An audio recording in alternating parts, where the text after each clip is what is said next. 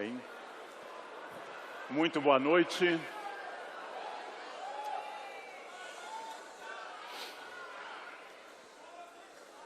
Pediram-me que agradecesse as pessoas e instituições que proporcionaram essa noite. Primeiro, a própria CPFL, a TV Cultura, a nossa Prefeitura de Campinas, que cede também muito do seu esforço para isso, e a editora Papiros, que publicou este livro comigo, com o Pondé, com o Cortella e com o Dimenstein, que não está aqui essa noite. Bem, à direita de vocês e à minha esquerda está o professor Pondé, à direita de você e à esquerda de você.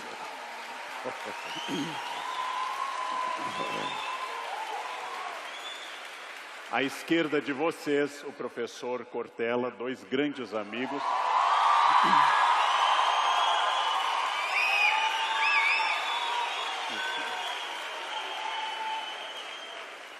E falta agradecer principalmente aquilo que eu fiz já com a Papiros e o professor Clóvis num teatro de Campinas.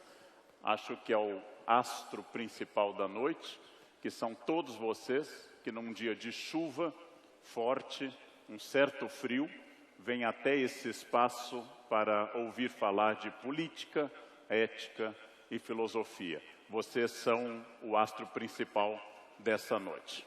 Bem,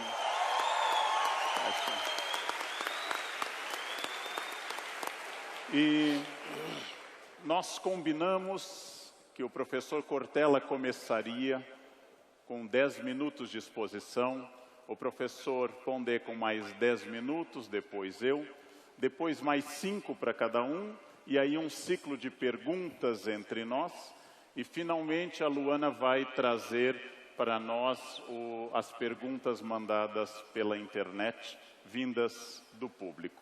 Então, com a palavra, nosso grande colega, amigo, um dos maiores educadores e palestrantes do Brasil, professor Cortella. Muito bem. Claro. Karnal apresentou o Pondé a mim e nós deixamos de apresentá-lo. Aliás, aquele que é da casa, porque é professor da Unicamp, né, o Leandro Karnal, que hoje tem essa tarefa gostosa de coordenar essa conversa que, sem dúvida, nos engrandece, nos encanta e, acima de tudo, marca, né, um território gostoso de reflexão em relação a um tema que não pode ser colocado num plano secundário. Muita gente nos pergunta, quando produzimos o livro da Papiros, qual era a emoção, né, de sentarmos os quatro, com o Dimenstein, que, como lembrou o Karnal, hoje não pôde estar, e que, acima de tudo, essa conversa que tivemos, que gerou o livro, ela marca um pouco a nossa postura em relação ao campo da política, da ética, da democracia, numa nação como a nossa. E eu queria, nesse momento inicial, nesses 10 minutos que lembrou o Karnal, cada um de nós terá, guardar aqui algo que é muito importante como reflexão para mim. Hoje, como bem sabe o Pondé, que tem ascendência judaica, já é, no primeiro momento do ano 5777, dentro da comunidade judaica. Ontem, no pôr do sol, se iniciou um novo ano, e nesta perspectiva, eu gosto muito de citar um rabino que é do século I, uma pessoa extremamente sábia, que para mim expressa um pouco o que eu entendo que deva ser a política na tua vida, na minha e na nossa nação, no dia seguinte a um momento especial da nossa trajetória, que foi aquele instante cívico das eleições que tivemos e que não pode, claro, esgotar ali a nossa ideia de cidadania, mas é sim um momento significativo dentro desse percurso. Esse rabino, que eu sempre gosto de citar, e que sem dúvida o Pondé ouve desde criança, é o Rabino Hillel, né? H-I-L-E-L. Rabino Hillel tem algo que ele disse que parece um haikai, né? Parece uma expressão de poesia sintética. Disse ele um dia 3 coisas que eu acho que organizam, na minha intenção, aquilo que para mim é a ética, a democracia e, claro, a ação política no nosso país, a partir daquilo que acredito.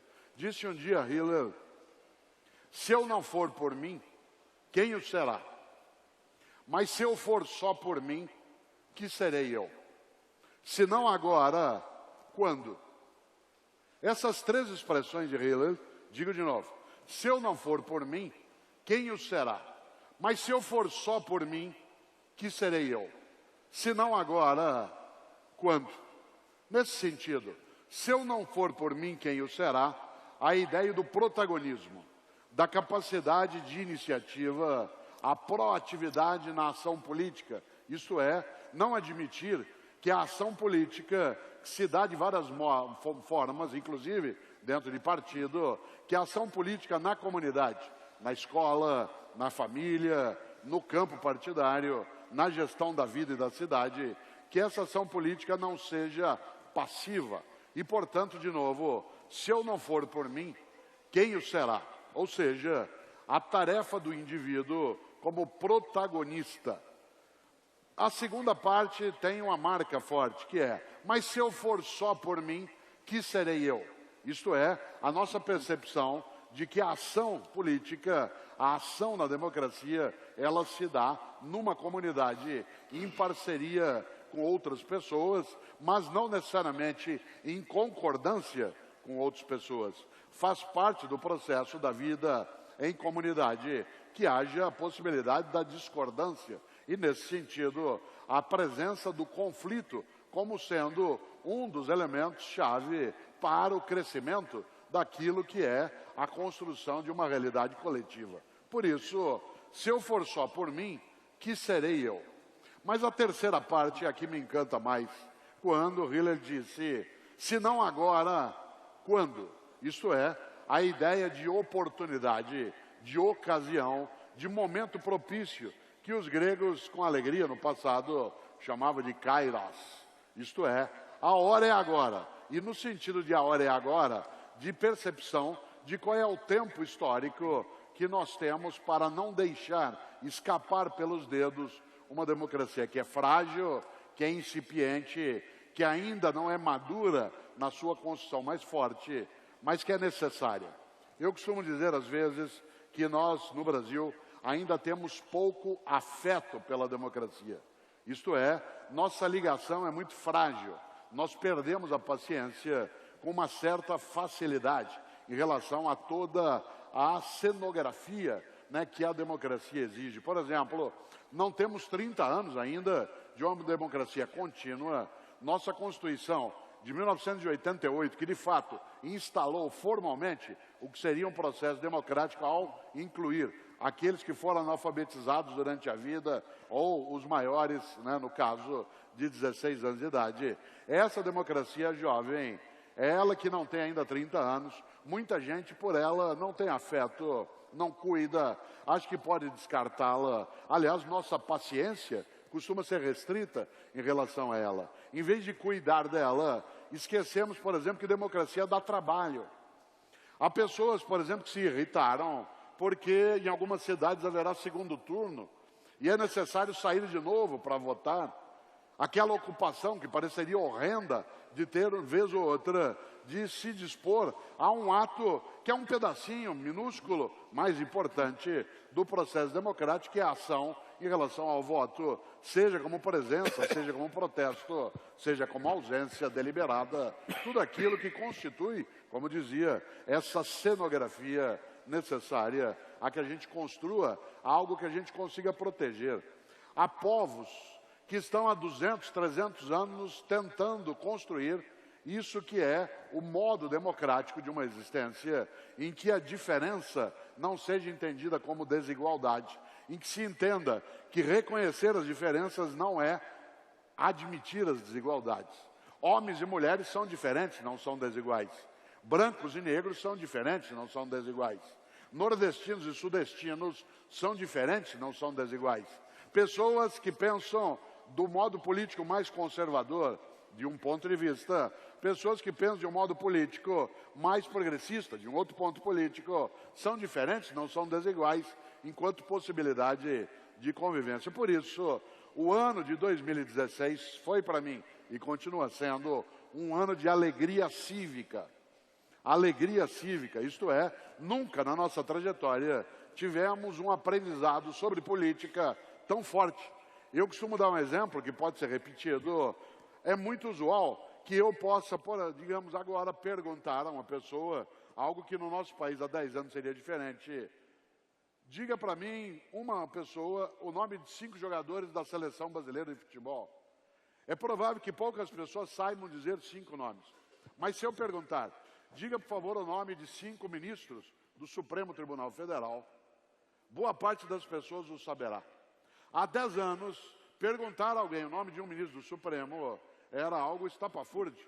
Ele nem teria dizer, o que eu sei disso? Ao contrário, hoje, sem que eu brinque aqui, de imaginar que estamos já vivendo aquilo que Cândido de Voltaire encarnou, que é um mundo de absoluta harmonia e paz.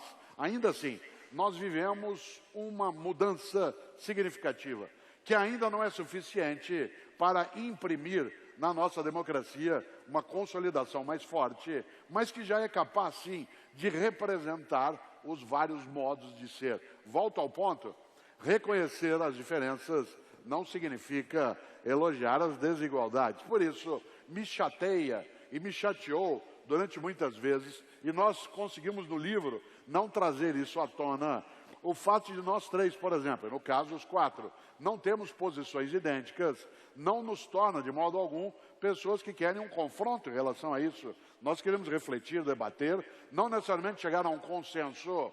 Muitas vezes o processo democrático, ele não é de base consensual, ele exige o respeito à regra conhecida e a vitória, em várias situações, de um determinado grupo que, nas regras claras e limpas, disputou uma discussão, um processo, uma eleição. Nessa hora, a percepção de que a democracia suporia, o tempo todo, o consenso, ela é muito estranha se nós imaginamos que há percepções que, de fato, não são consensuais. Mas, mesmo que ela não requeira o consenso, ela requer o respeito, a diversidade, a percepção. O que mais me chateou, eu uso esses 2 minutos finais, nesse primeiro momento, para pensar nessa direção, o que mais me chateou foi a impossibilidade do diálogo no nosso país em vários momentos, em que pessoas que começavam uma conversa em relação a posturas, em relação a concepções, em relação a apoios e adesão, começava a conversa pelo fim dela. Muita gente começava uma conversa, uma discussão, pelo término. O ponto principal na partida era de que lado você está. Esse é o fim de uma reflexão. Uma reflexão se inicia pelo diálogo, pela possibilidade da divergência, pela tolerância da percepção que é diversa, e ao final, sim, se pode até chegar à conclusão de que, não estando do mesmo lado, teremos que caminhar de modo separado. Mas caminhar de modo separado dentro daquilo que o ritual democrático coloca para que a gente possa fazê-lo. E nessa hora, claro, uma coisa magnífica dentro da nossa convivência hoje, não só na elaboração desse diálogo, é que nós estamos aprendendo a ter pouco a pouco a concepção de que a democracia não é a ausência de ordem, democracia é a ausência de opressão. A democracia não é ausência de ordem, ela é ausência de opressão. E, nesse sentido, a opressão se dá de vários modos, inclusive por aquilo que o Brecht um dia chamou de analfabetismo político, isto é, as pessoas às quais é furtada, é sequestrada a condição de terem a possibilidade de uma consciência mais nítida, mais clara em relação à participação como agente. Aí concluo, Karnal, se eu não for por mim, quem o será? Se eu for só por mim, que serei eu? Se não agora, quando? Muito bem, certo? Muito bem. Muito obrigado.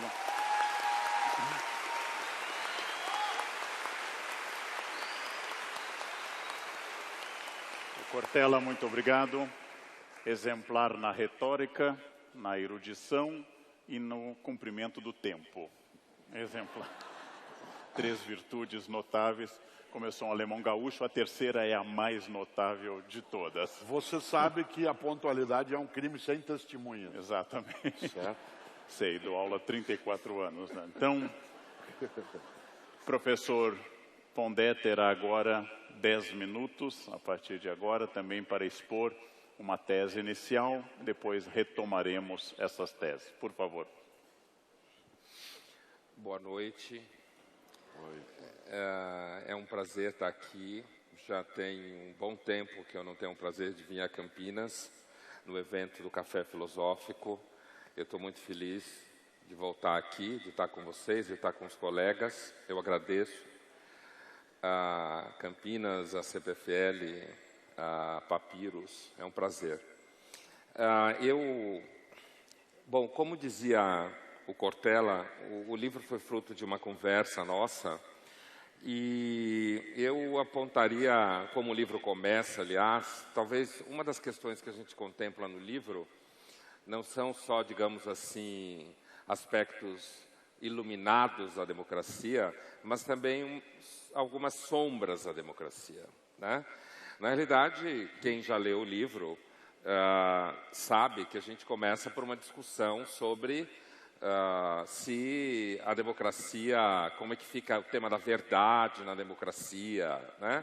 Mentira, tanto que isso está no título do livro, quer dizer, qual é a relação da democracia com a verdade, com a mentira. Eu iria um pouco por aí, apesar de que, é claro, está posto que foi uma experiência bastante rica a gente poder conversar. Eu acho que o Brasil tem vivido momentos difíceis, mas ao mesmo tempo momentos muito interessantes do ponto de vista político. Eu confesso a vocês que em filosofia, política nunca foi a minha primeira escolha.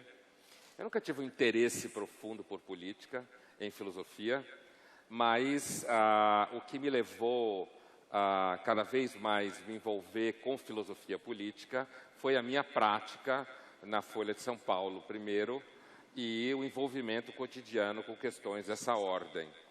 Mas eu não tenho uma percepção idealizada da democracia, eu não tenho certeza que em 500 anos a democracia existirá, apesar de que eu acho que de todos os regimes ele é o melhor, porque ele tem uma vocação a institucionalizar conflitos, que é um pouco o que o Cortella falava, e essa institucionalização de conflitos passa tanto pelo poder político, digamos, oficial, partidos políticos, poder executivo, legislativo, mesmo o judiciário, passa por todas as instâncias, como vereadores, deputados, prefeitos, mas passa também por escola, passa também pela mídia, né, pela prática do pensamento público, que é uma coisa que nós três fazemos, e é uma coisa que o Brasil ainda não estava acostumado, é uma experiência muito nova entre nós,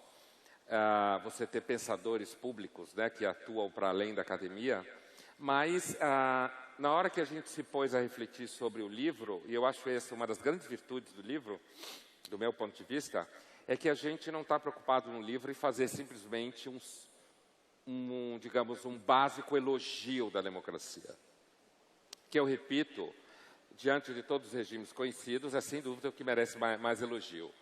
Mas a democracia, ela tem, por exemplo, uma dificuldade com a ideia de verdade mesmo. Ela tem uma dificuldade, né? Dificuldade essa que é conhecida desde a filosofia grega, e a democracia tem uma vocação natural a diluir qualquer noção de verdade numa concepção numérica, estatística, como em voto, por exemplo. Vou dar um exemplo, assim, um clichê. Se você se põe a discutir se deve ou não haver aborto num país, tá? Se você fizer um plebiscito e 68% da população escolheu o aborto, o aborto será adotado naquele país, independentemente de se é verdade que existe vida, não existe, existe alma, não existe, é crime, não é crime, certo? Então, essa característica da democracia, que em filosofia a gente diz a democracia tem uma vocação natural a ser sofista, a ser retórica, e a gente percebe isso nos momentos de discussão uma tendência a quando você tem uma posição política em democracia, você arregimentar todo tipo de argumento em favor da sua posição, e isso funciona, seja você portador de repertório X ou portador de repertório X mais 1000, a tendência continua sendo a de você arregimentar argumentos a favor da posição que você tem a priori. E eu não acredito que as escolhas políticas sejam a priori escolhas racionais. Eu acho que elas são muito mais complexas, as escolhas racionais, né? Passa por identidades, passa por afeto, passa por simpatias, né? Passa por questões contingenciais da vida de cada um, ou da classe social que vive, ou das oportunidades que teve ou não. Então, eu acho que se por um lado a democracia ela tem uma vocação no mundo contemporâneo de ser um grande objeto de esperança, e eu partilho dessa esperança, portanto, a democracia tem uma vocação natural a ser alguma coisa que a gente deve cuidar dela, ter afeto por ela, como diz o Cortella.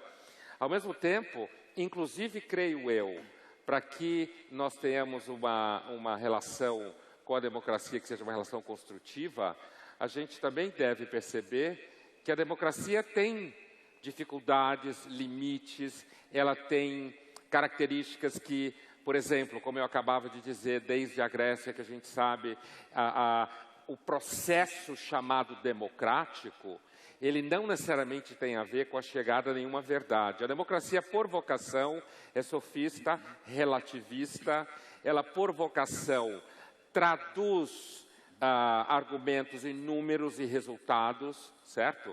A própria noção de verdade na democracia está intimamente associada à ideia de poder, né? Isso a gente pode ir mais longe do que a democracia, mas eu estou me referindo à democracia. Então, portanto, uma das dificuldades que a gente tem na democracia é quando a gente fala em ética na democracia, ou ética na política, há uma tensão aí, né? Você pode falar muito em nome de ética e muitas vezes não agir em nome da ética. Eu não estou nem entrando no mérito de que em filosofia a gente poderia pensar, no mínimo, 3 ou 4 concepções de ética que não necessariamente convergem para o mesmo lugar, certo? Então, sem entrar nesse mérito, que depois a gente até pode entrar, das diferenças de concepção de ética, a relação entre ética e política, que é um tema central no nosso livro, eu acho que o interessante da nossa conversa é que a gente não evitou as dimensões sombrias da democracia.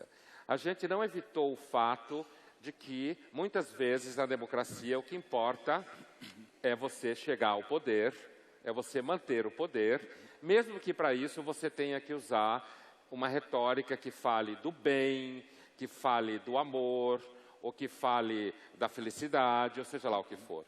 Então, a relação da democracia com o que a gente pode achar que é verdade, uma analogia muito interessante que me parece talvez mais reta para se perceber a dificuldade da democracia com a ideia de verdade, no sentido de verdade absoluta, ou seja, ou verdade evidente, aquilo que em filosofia a gente chama desde a Grécia de episteme, né? É você pensar, por exemplo, a relação entre verdade e mídia, tá? Relação entre verdade e mídia. É muito mais fácil perceber a dificuldade de você ter certeza do que alguém está falando ou apresentando na mídia, do que quando a gente fala que a democracia tem uma vocação a não ter uma boa relação com qualquer noção de verdade absoluta, né? A democracia tem uma vocação à retórica, ao argumento e à sofística. E isso é um fato. Mesmo que a gente tenha uma relação de cultivo e defesa da democracia, a gente não pode se iludir, assim como a gente não pode iludir alunos, por exemplo, quando a gente está na posição de professor, no caso, que os 3 aqui somos, e passar, eu penso, a ideia para os alunos de que, na verdade, eu, ou seja lá quem for, representa uma posição de absoluto bem em relação à política, ou seja lá o que for. Então, o convívio democrático, ele também comporta uma tensão com a verdade, assim como a mídia comporta. que as pessoas pensam, há interesses, não há interesses, né? Como é que fica o veículo tal? Uma das grandes ilusões é achar que as mídias sociais portam mais verdade pelo simples fato de que as pessoas têm direta relação com elas, né? Qualquer pessoa que conheça o convívio familiar e entre amigos e tal, sabe como a verdade é uma coisa muito difícil. Então, isso que eu queria colocar, assim, para abrir a nossa conversa, quer dizer, valorizar a democracia, estudá-la, não significa a priori simplesmente ter uma relação de idealização ou de culto, mas sim também, como a gente contempla no livro, compreender sua dimensão negativa, como se fala em filosofia, não de ruim, mas negativa no sentido de que conflitiva, incompleta, insatisfatória, produtora de desvios que às vezes a gente não gosta tanto, como a percepção de que muitas vezes a gente não sabe onde está a verdade da democracia e que muitas vezes a gente não toma decisões, eu acredito filosoficamente nisso, não é a razão que rege as escolhas da democracia. Obrigado. Obrigado. Parabéns.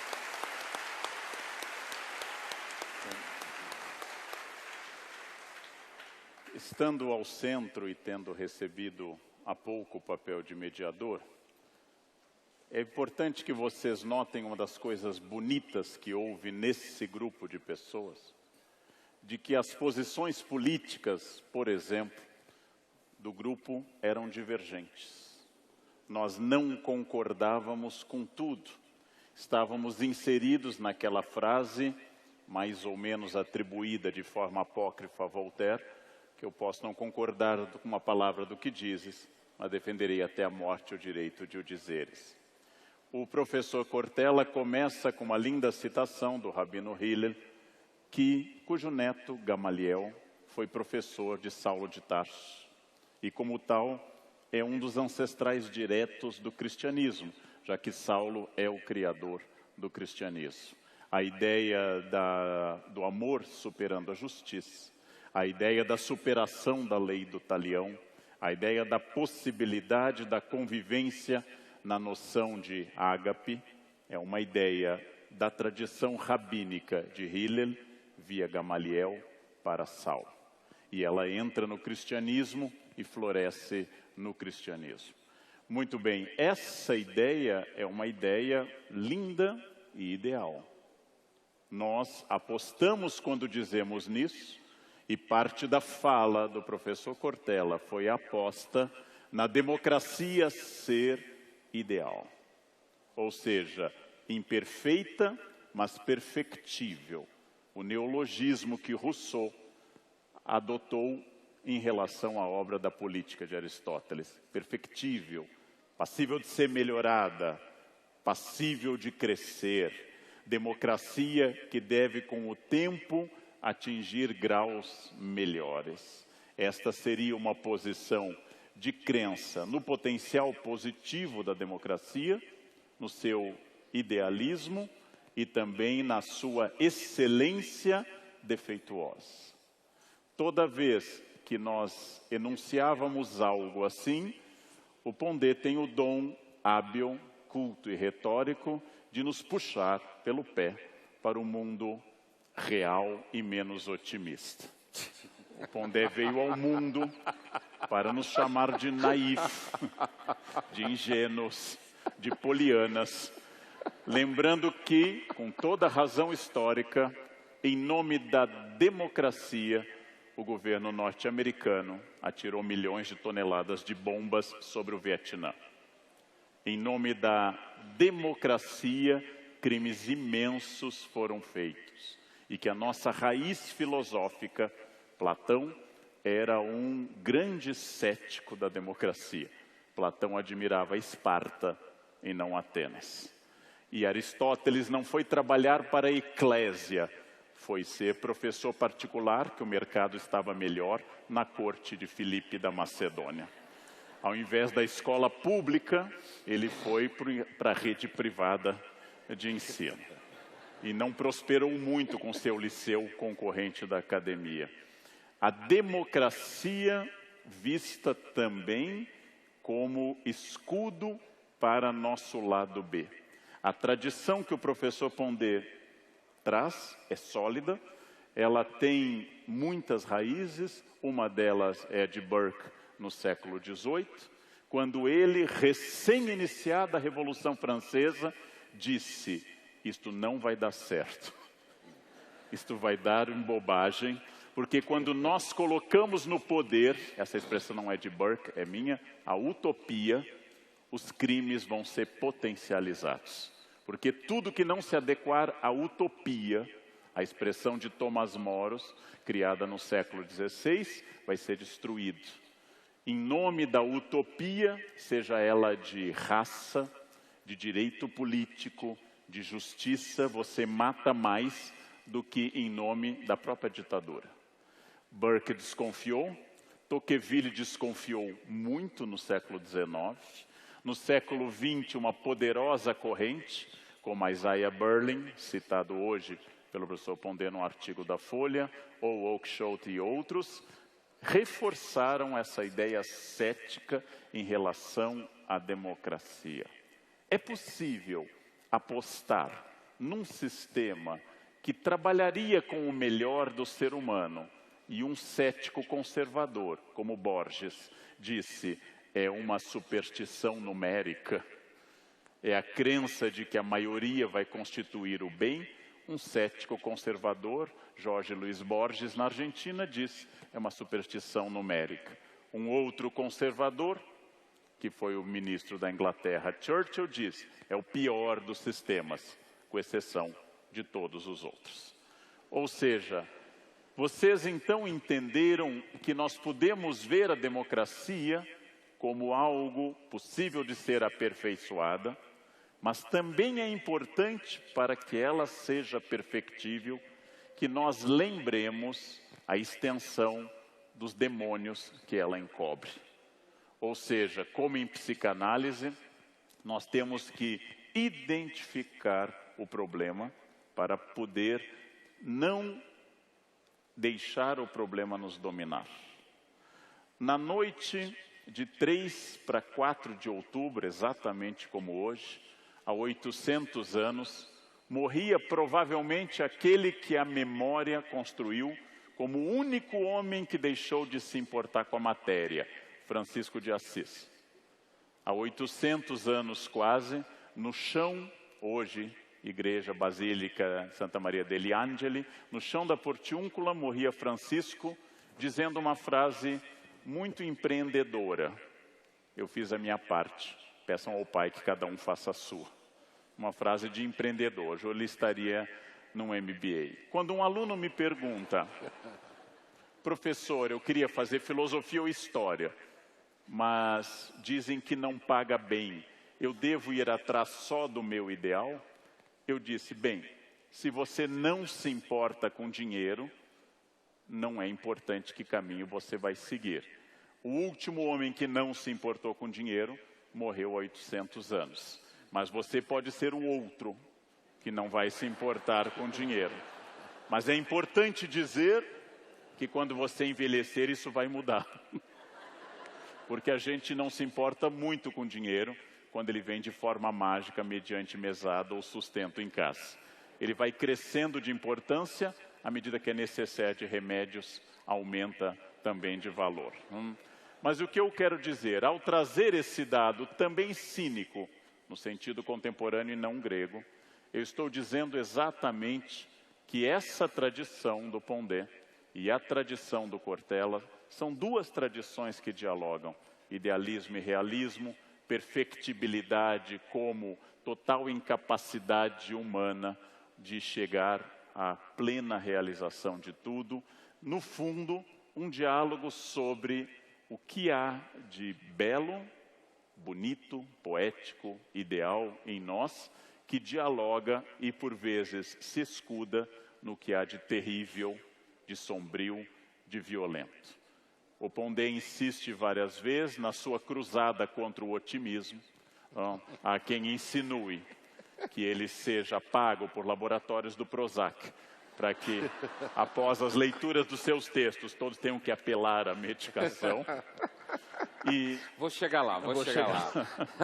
que a nossa vontade de sermos bons, com frequência esconde crimes, desejos e maldades indescritíveis. Que não há nada pior, a ideia que o Pondé pode logo em seguida dizer, se eu citei com perfeição, não há nada mais perigoso do que uma pessoa que quer fazer o bem e se considera boa, e quer mudar o mundo para melhor. Enquanto que a tradição absolutamente ideal e subjetiva de Hillel, a tradição não literal da leitura da Torá, a tradição de entender o espírito da lei e não a lei, a tradição que Paulo e os evangelistas vão colocar na boca de Jesus. O homem não foi feito para o sábado, mas o sábado foi feito para o homem, ou seja, que o ser humano redefine as relações e que há uma chance dele atingir a redenção pessoal e talvez até coletiva e política, é o outro polo que não exatamente, mas algumas vezes, tanto a minha fala quanto a do professor Cortella tocou. O polo de quem acha que é possível sair da caverna platônica. Talvez, aí eu já estou extrapolando, o Pondé acredite que fora da caverna é pior ainda, é melhor ficar lá que tem uma fogueira e você acha aquelas sombras bonitinhas. É possível ou não sair da caverna? Uma pessoa com consciência crítica é melhor do que uma pessoa sem consciência crítica. A ignorância é uma bênção, a democracia é o melhor que nós conseguimos. O Brasil de verdade é uma democracia real ou é uma democracia aparente? E por fim, para animar o nosso debate e encerrar dentro do meu tempo, se a democracia não é o mais astuto de todos os estratagemas conservadores já concebidos, já que faz crer, através da magia eleitoral, que o povo tem alguma importância na política. Quando a política continua a ser, como era em Esparta, decidida por uma gerúsia. Em Esparta, Assembleia dos Gerontes, hoje Senado, Senex em latim velho. Hoje a gerúsia é o Senado, mas como é inconcebível que o Senado exerça seu poder oligárquico, nós temos que disfarçar, fazendo crer, de vez em quando, às vezes, que o povo tem alguma importância neste processo. Seria a democracia a forma mais perfeita de ditadura já criada pela espécie humana, porque ninguém pode atacá-la, ninguém pode destruí-la sem ser acusado de ser fascista. Seria a democracia a gaiola mais dourada que a espécie humana ocidental teria conseguido imaginar. Essa é uma questão que eu sugiro para os nossos minutos seguintes, em que cada um terá 5 minutos para redarguir, perguntar ou aprofundar. Muito obrigado. Obrigado.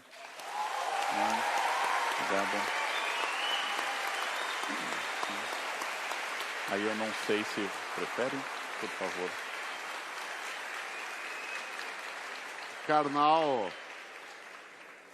Karnal citou Thomas Moros, a Utopia. Sempre gosto de lembrar que a personagem principal da Utopia é um navegador português.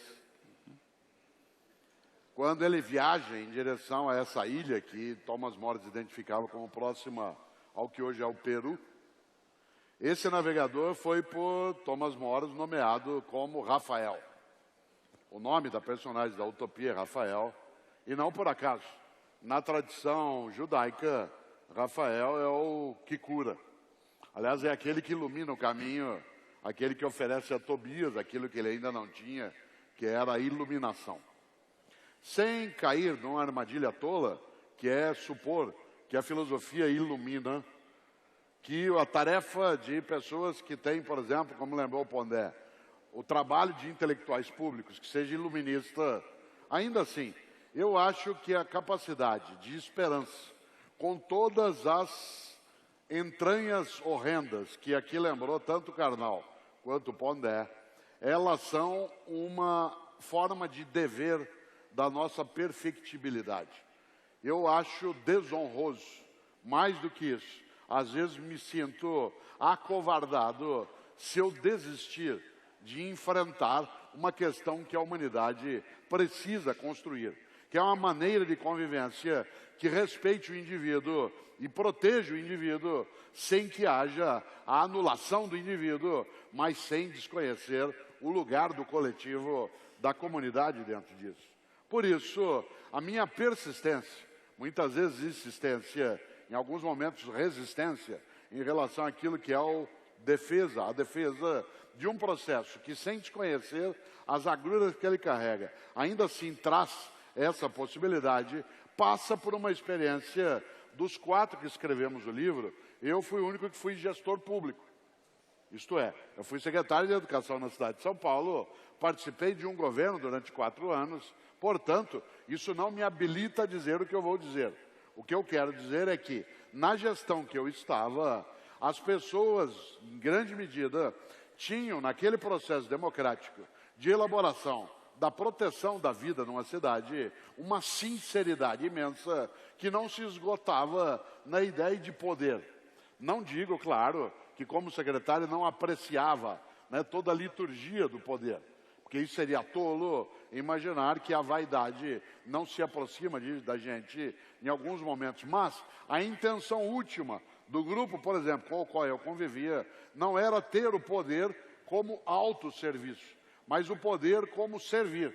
Servir a uma comunidade, a um ideal, fazer com que, por exemplo, na área da atividade escolar, que o debate da comunidade ajudasse a construir aquilo que era propriedade coletiva, pública, e nesse sentido, acho que por mais que eu leve em conta, e eu levo, tanto as ponderações que Pondé faz, quanto Karnal, em relação às observações, ainda assim, né, a minha capacidade de supor que Rafael, né, possa ajudar-me a iluminar um pouco, ela vai acima da minha descrença de até imaginar que a democracia ela não teria um lugar. Por fim, acho que a gente precisa lembrar, nós citamos aqui o judaísmo, o cristianismo, Karnal falou em Paulo, eu falei em Hillel, etc. Eu quero lembrar um mestre sufi, né, para não escapar, né, do mundo da fonte original abraâmica, né, que lembra algo que talvez só nós humanos sejamos capazes de fazer.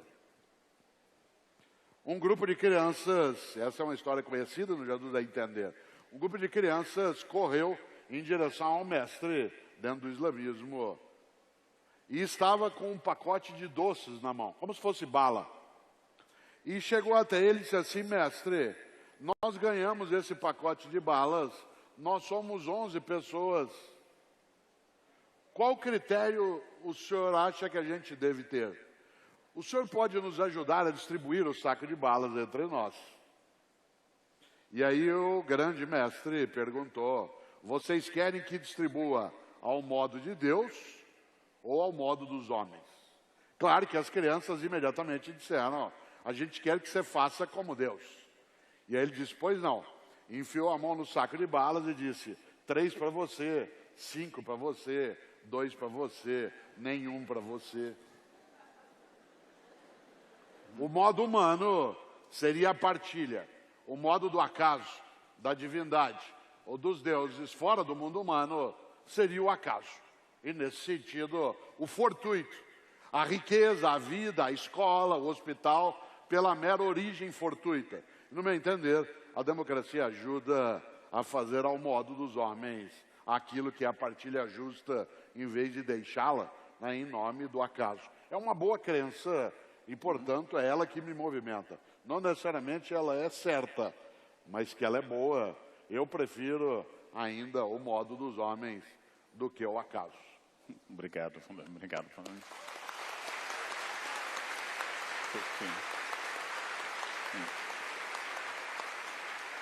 Temos 5 minutos com o professor Pondé para comentar, redarguir, contestar. Bom, eu pensando na pergunta que você fez, Karnal, da gaiola de ouro e tal, eu vou ver se eu consigo dizer alguma coisa sobre isso. Eu começaria dizendo que, em relação à questão do Platão, da metafísica e da caverna, a qual você se referiu, você vai dizer se você prefere dentro ou fora? Eu preferia eu fiquei curioso. Então, a hipótese do Karnal, se eu preferia ficar dentro da caverna com uma fogueira, responderia o seguinte: nem dentro nem fora, porque eu acho que Platão está errado. certo? O problema do Vai Platão cair tá um errado. raio aqui, vai cair um raio desse lado. Eu vou me afastar. O que é uma Platão, afirmação? perdoai-os, O que pronto, pode- então, Tudo bem. a reação do Karnal é plenamente consistente, porque ninguém em sã consciência pode falar uma frase dessa. Eu acho que o Platão está errado. Né? Isso é um pecado, nunca repitam isso por aí. Eu não falei isso, tá? Eu estava num momento de delírio, mas eu vou repetir o delírio. Eu acho que o Platão está errado no que se refere ao famoso mito da caverna, de que haveria entre nós um mundo falso, em algum lugar um mundo verdadeiro, e esse mundo seria fora da caverna. Se eu fosse ficar na Grécia, eu continuo achando que os autores trágicos das tragédias compreenderam muito melhor as coisas do que essa oposição do Platão. Acho que a vida, retomando o que falava o Cortella, aliás, no final, eu acho que a vida é um combate contínuo ao acaso, à contingência.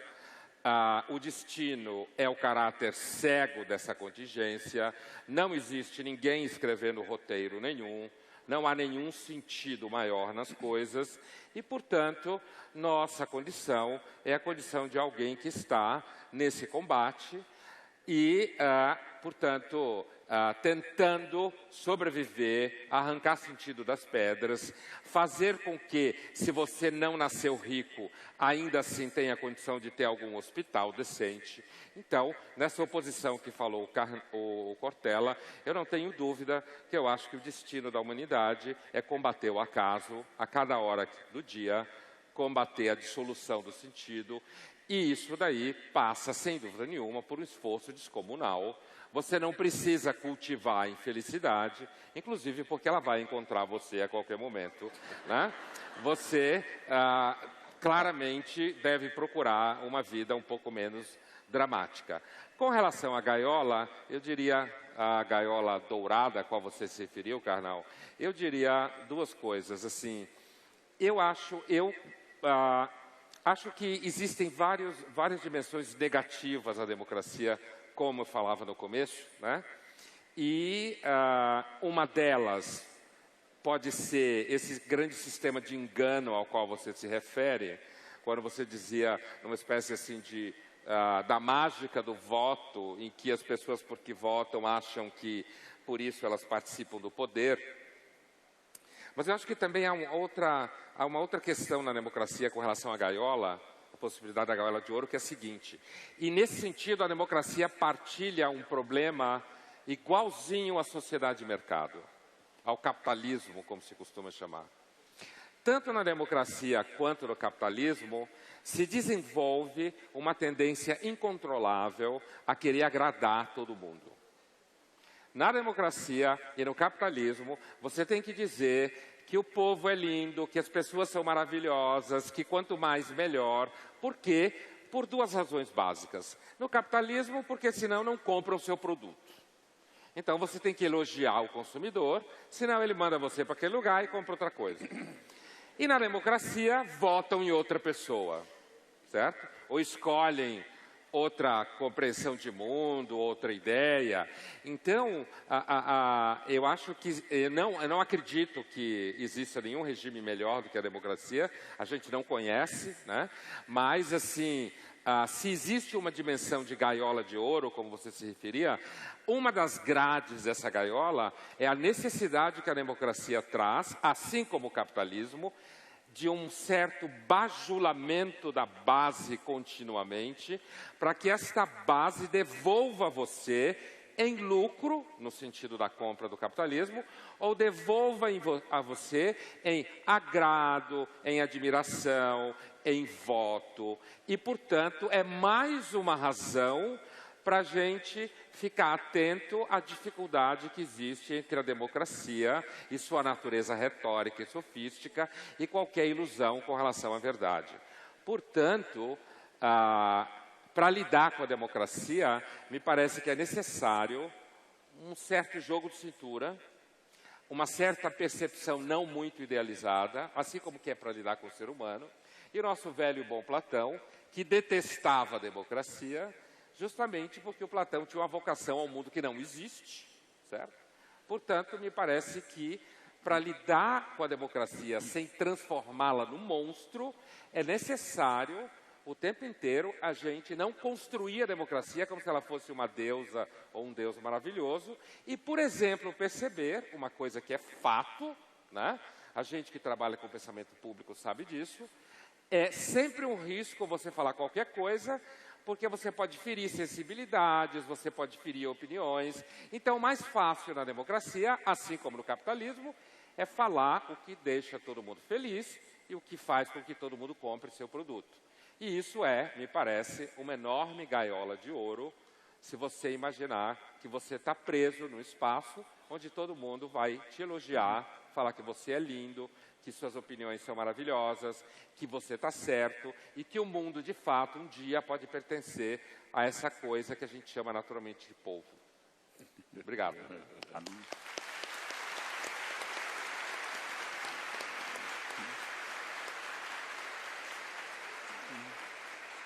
E agora?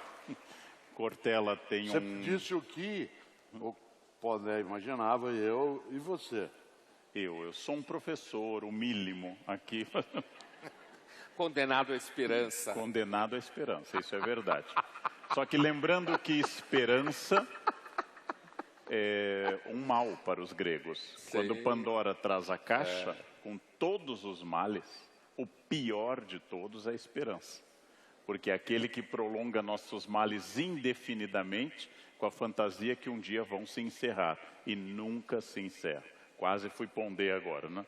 Quase fui Pondé. Você está vendo que a doença pega, né? O método que grande parte da formação erudita do Cortella traz, que é muito importante, dialoga com a etimologia, ao lembrar que os 4 arcanjos que a Bíblia denomina, Rafael, Gabriel, Miguel e Lúcifer, Rafael é aquele que cura, Rafael, Deus conduz, Deus cura, El é um dos 72 nomes de Deus na tradição judaica. E Rafael é o guia desse novo mundo, a utopia, esse neologismo grego do não lugar, para corrigir, no caso, o mundo da Inglaterra dos Tudor e o mundo da Europa naquele momento, em diálogo com outra utopia distópica, que é o elogio da loucura de Erasmo de Roterdã e de todo o humanismo, ou seja, da tradição de pensar o mundo a partir de valores greco-romanos clássicos, em geral idealizados. Uma das coisas que torna fascinante o pensamento, gente, que é um aprendizado, é quando exatamente uma mente ágil, inteligente e bem formada, como a do meu colega Cortella, pega os dados, junta e apresenta a vocês com um gancho, um link de pensamento. Essa liberdade é tamanha e distingue o leitor de filosofia do filósofo, que o professor Pondé, da mesma forma, rápido, ágil e bem formado, disseca e lança essa pérola. Platão estava errado. Tá? Provavelmente em 100 anos, o meu nome estará apagado do professor Pondé do Cortella e talvez Platão ainda seja Continuará lido. errado. Continuará errado. O primeiro pecado é o orgulho. Aleluia, irmão, Esse é o aleluia. E o que é maravilhoso nisso é exatamente eu dar ao conhecimento vitalidade orgânica. Fazer do conhecimento esse macramê com as biografias e com a realidade. Tornar-se exatamente aquilo que era Sócrates no mercado, perguntando às pessoas, isso é trigo? Ou simplesmente de homens que destruíam a crença das pessoas ao apontar para eles, por exemplo, a luz e dizendo, você é honesto? Procura um homem honesto. Então, todos os filósofos e pensadores têm o dom de nos retirar dessa zona de conforto. Esta zona que nos faz pensar, olha, parece bom que todos nos amemos. Essa é uma das grandes utopias do mundo. Mas tal como o Cortella e o Pondé, eu estou um pouco perturbado com a necessidade das pessoas e sua hipersensibilidade, aquilo que o Pondé define como geração mimimi, que é um conceito filosófico também. Certa feita numa palestra... Muito bom, está no livro. Certa feita numa palestra, eu disse que corrupção no Brasil era como herpes.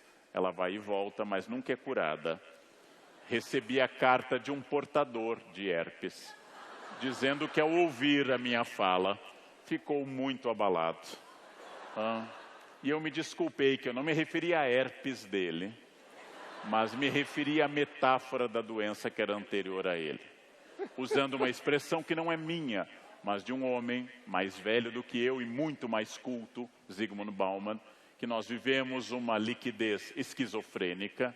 Recebi a carta de um psiquiatra dizendo que a esquizofrenia não era para brincar, que era um mal terrível e que eu não poderia usar dessa forma. Dei uma palestra sobre Heráclito, Sócrates e Tales de Mileto, sobre a questão da natureza, e recebo o protesto de um coletivo feminista que eu não citei nenhuma pré-socrática mulher. Eu não citei porque eu não conheço, é um limite da minha formação. Não é que eu esteja desprezando, é um limite da minha formação. Isso só para citar alguns, eu poderia dar exemplos a noite inteira. As pessoas estão hipersensíveis porque foi feito crer a todo mundo que na democracia todos seriam lindos, todos seriam inteligentes, todos seriam felizes. E nenhuma dessas três coisas como produto pode ser entregue. Bem, Cortella citou o Cândido do Voltaire. Cândido seguia o Dr. Pangloss, uma sátira a Leibniz, que dizia que esse era o melhor dos mundos. Os otimistas, como Pangloss ou Leibniz, ou eu, ou Cortella, vou incluí-lo no rol dos otimistas, dizem... Eu sou otimista. Comparado com você, eu sou terrivelmente otimista. Demorou para declarar. Nossa, eu sou otimista. Estou condenado à esperança. O otimista é aquele que repete a frase metafísica do Dr. Pangloss, todas as línguas, que este é o melhor dos mundos. O pessimista diz, eu tenho medo que você esteja correto. Ou seja, que se esse é o melhor dos mundos, imagine-se o pior dos mundos. Você sabe que Milor Fernandes, grande filósofo de um outro modo, quando alguém perguntava a ele, o senhor acredita que haja vida inteligente fora daqui? Disse, claro, a prova de que há vida inteligente fora do nosso planeta é que eles nunca vieram. Pelo menos nunca apareceram a nós, né? Ótimo. Bem, temos então diante de nós agora um momento final, no qual algumas perguntas podem ser feitas. Nós temos mais ainda 10 minutos antes que nos passem as perguntas do público, e no qual nós podemos livremente nos perguntar monos a nível de pessoa humana, enquanto gente. E ele é otimista. Você sabe que, quando o Pondé fala, com toda razão, se tornou até capítulo do livro, né, essa ideia da geração mimimi, ou da percepção mimimi, num primeiro momento, quando você até lançou isso, né, em alguns artigos teus, parecia que era uma negação da ideia da correção política, que se transformou depois num palavrão que é o politicamente correto. No entanto, eu acho, e até já ouvi o Pondé falar sobre isso, e queria te ouvir de novo, né, por isso te perguntar, se você acha que há alguma qualidade, no sentido aristotélico, né, que não seja negativa na ideia do politicamente correto. Isto é, se é só uma forma de mimimismo, ou se há, de fato, a necessidade de cautela em relação a alguns epítetos, apelidos, denominações, que acabam humilhando uma outra pessoa. E te digo por quê. Eu tenho um princípio antigo que aprendi, claro, né, de criança e família, quando meus pais diziam, brincadeira é quando nós dois rimos. Ria comigo, não ria de mim. Ria comigo, não ria de mim. Se você ri de mim, em vez de rir comigo, você pode me humilhar. E isso é negativo. E eu, como eu gosto do teu conceito de mimimi, queria saber se você acha que há, né, uma percepção de positividade na ideia do politicamente correto. Então, eu começaria, o Karnal dava exemplos do mimimi, né, na história da pré-socrática, não sei o quê. Uma vez eu recebi um e-mail de uma leitora da Folha, que ela dizia que ela ia fundar uma ONG em memória dos neandertais, a primeira vítima da ganância humana. Eu acho que isso daí é um exemplo de até que ponto você pode ir num movimento como esse, porque na realidade, e eu começo a responder também a tua questão, Cortella, eu acho que um dos problemas de posições como essas é que esse bem todo encerra uma enorme violência escondida, né? Então, às vezes eu falo argumento com efeito hiperbólico, não confio em gente bem resolvida, não confio mesmo, né? Gente que não tem ciúme, sabe? Gente que não tem ciúme, para mim, eu passo por outro lado da rua, assim, né? Então, assim... Casamento aberto. Casamento aberto, esses papos, assim, acho que, né? Então, quando eu critico o politicamente correto, e é essa coisa mimimi, a coisa mimimi, para mim, ela está relacionada ao politicamente correto, mas, ao mesmo tempo, ela é uma outra característica. Ela é um desenvolvimento não tanto, porque o politicamente correto, ele tem uma agressividade institucional. A coisa mimimi é uma coisa mais do tipo do que o Karnal descrevia. Essa se ofende com tudo, você não pode falar nada.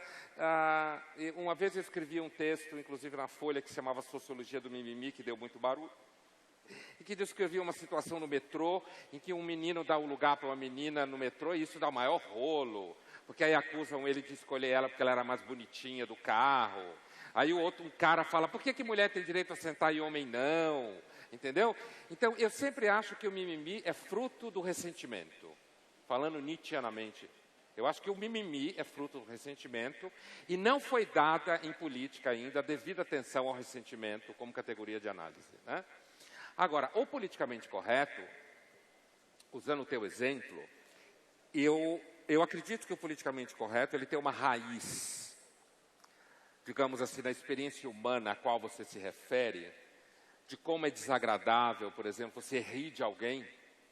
O legal é você rir junto com alguém, né? E é bom que você tenha citado o que o seu pai ou sua mãe dizia para você, porque eu acho que o politicamente correto, ele é uma farsa institucional que normalmente na universidade serve para destruir carreira de colegas e alunos, que serve para inviabilizar o debate público, e ele é uma farsa porque ele se propõe a tomar o lugar da educação doméstica. Certo?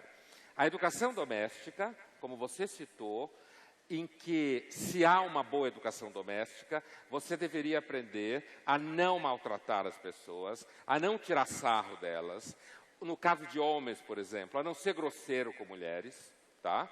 E eu acredito que o politicamente correto, ele tem uma raiz, inclusive historicamente falando, quando você começa a ter negros circulando em espaço público, que não circulavam mulheres, em espaços hierárquicos, inclusive, o politicamente correto, ele vem com a intenção de alguma forma, ordenar essas relações devido aos conflitos que aparecem.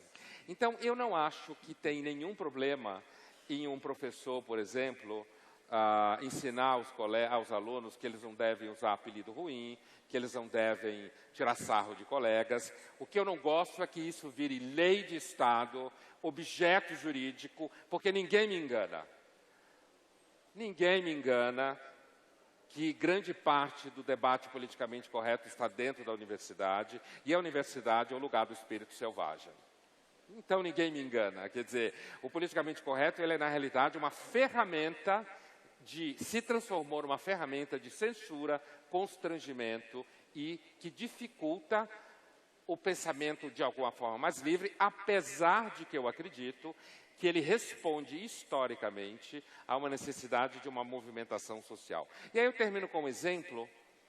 Ontem, no jornal de Bruxelas, Le Soir, sai uma matéria sobre uma proposta de lei em Rotterdam, que ainda não passou, na Holanda, no que a gente chamaria de Câmara de Vereadores de Rotterdam, alguma coisa assim, em que um vereador, entre aspas, acredita que existem crianças que têm o direito de não nascer. Eu sei que a frase saiu estranha, mas é assim mesmo. Existem crianças, em nome do direito da criança, existem crianças que têm o direito de não nascer. E como é que esse Estado, que só deseja o bem do homem, que quer fazer o homem ser maravilhoso, no caso em Rotterdam, da onde que ele tira essa ideia? Como ele acha isso possível? Fazer com que homens e mulheres passem por avaliação psicológica, casais no caso, passem por avaliação psicológica para ser determinado se aquele homem e aquela mulher têm a capacidade de ser pai e mãe, porque se for determinado por uma avaliação psicológica de que eles não têm capacidade de ser pai ou mãe, a mulher será obrigada a tomar contraceptivo ou o homem a fazer vasectomia. Certo? Em nome do direito de uma criança não nascer numa família ou na mão de um pai e mãe que seja, de alguma forma, julgado incompetente. Eu ofereceria duas objeções à ideia. Por que eu tenho que confiar na psicóloga? Certo? Por que eu tenho que confiar na assistente social que vem avaliar alguma coisa em nome de uma concepção de ser humano ou de sociedade? A segunda objeção que eu ofereceria é: o problema, me parece, do Estado, que resolve tomar nas suas mãos a missão eclesial de formar pessoas cada vez melhores, é que a vocação dele, assim como da eclésia, é se tornar uma instituição de alguma forma opressora, de alguma forma constrangedora, e, num caso como esse, de uma lei como essa, a percepção, partindo da ideia de direito da criança, você chega à ideia de que existem crianças que têm o direito de não nascer. Então, eu tenho, na verdade, a impressão que a política, em parte, sabe, a política tomou o lugar da teologia, não é à toa que a teologia se transformou em política, a política tomou o lugar da teologia, tomou o lugar da graça, certo? E tomou o lugar da ideia de instrumento de redenção do mundo.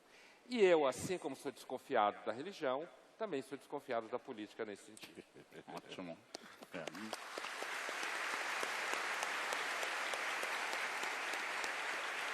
Sim.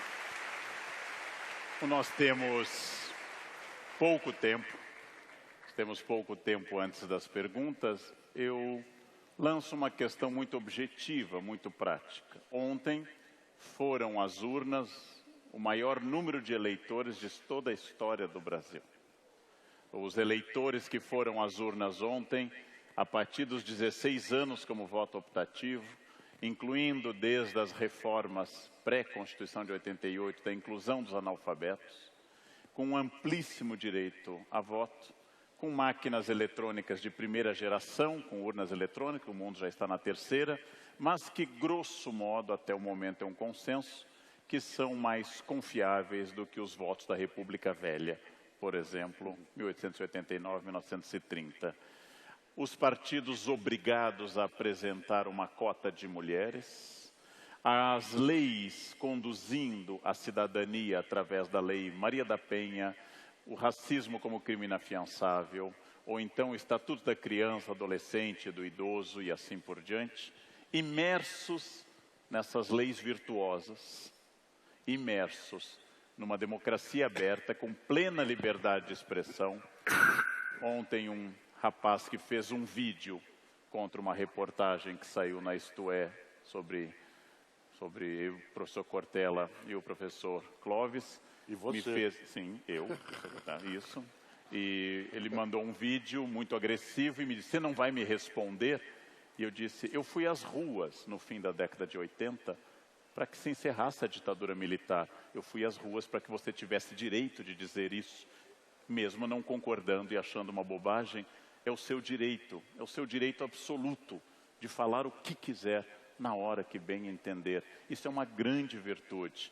Nós somos uma democracia tomada de virtudes.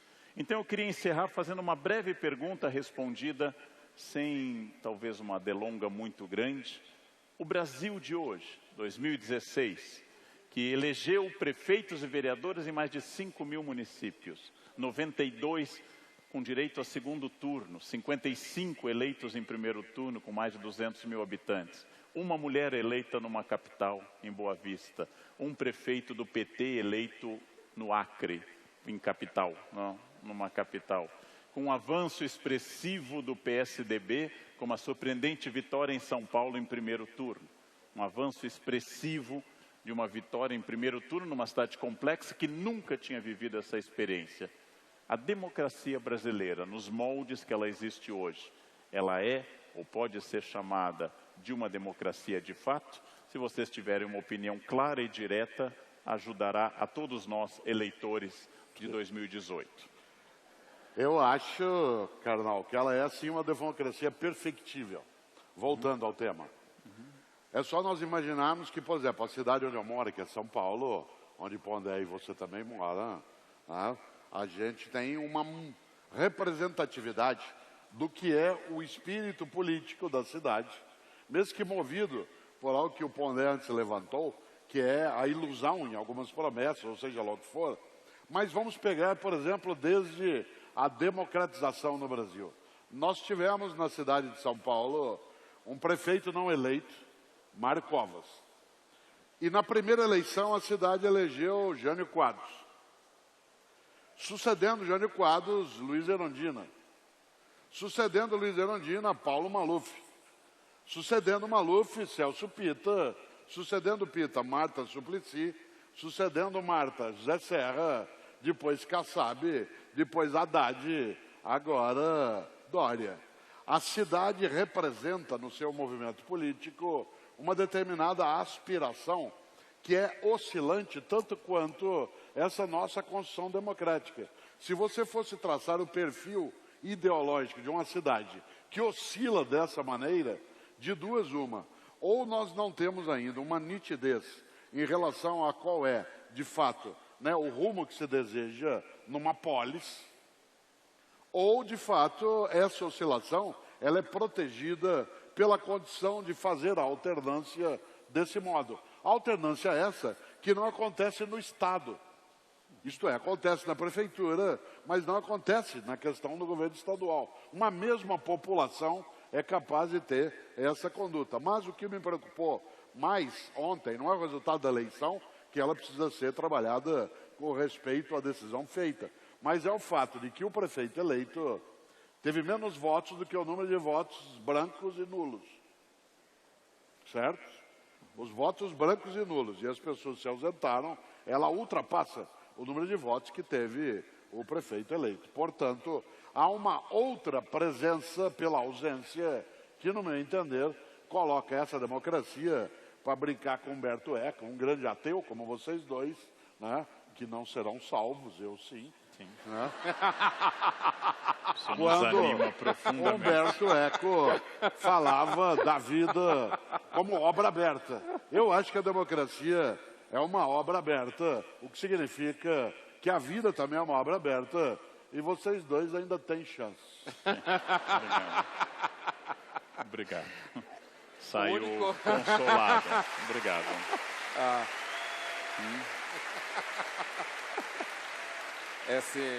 Citando o seu mestre, ele veio ao mundo por mim e não por você.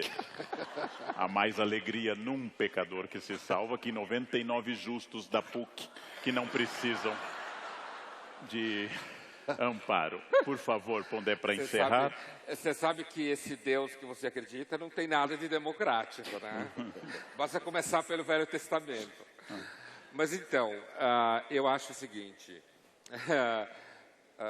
eu acho que a democracia do Brasil ela tem se demonstrado bastante resiliente até certo sentido. Quer dizer, esse tema da violência a qual você fez referência do vídeo, eu acho que isso existe, faz parte inclusive do acirramento do debate político, é uma infelicidade. Pra você ter uma ideia, eu conheço uma menina de 18, 19 anos, aluna de uma importante faculdade em São Paulo, que por conta de estar alinhada com posições liberais em política na faculdade, ela teve que sair da faculdade, se esconder em casa e trocar de faculdade porque os seus colegas do centro acadêmico queriam bater nela o tempo inteiro.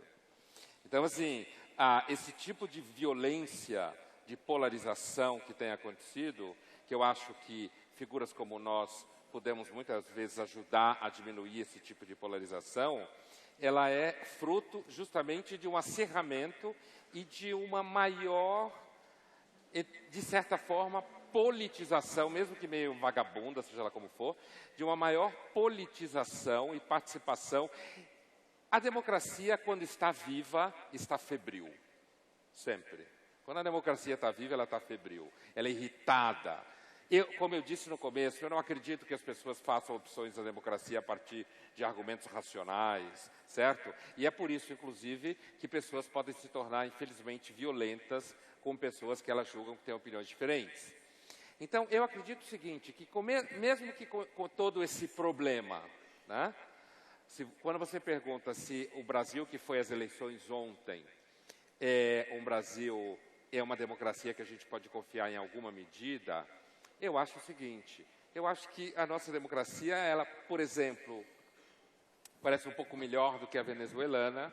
A nossa democracia, eu acho que a gente tem tido mais opções variadas do que a Argentina mais recentemente, que basicamente tinha peronismo de esquerda, de centro e de direita. Então, dentro do universo nada ideal, eu acredito que sim. Acho que a gente não precisa, e veja que eu sou pessimista, né? Eu não acredito que a gente precisa olhar a democracia brasileira com muito pessimismo ou muito medo. Nós passamos por momentos tensos nos últimos meses. A gente fez uma eleição ontem, faremos a eleição daqui a 2 anos. Então, acho que dá para acreditar, sim, que a democracia brasileira ela tem se mantido razoavelmente dentro de um plano limitado, institucionalmente limitado, mas razoavelmente crível até agora. Agora, a violência e a polarização, acho que ela é fruto justamente do maior envolvimento das pessoas no debate político. Quando há mais pessoas envolvidas no debate político, a tendência é que, pelo menos, a violência verbal se manifeste de forma mais presente. Obrigado.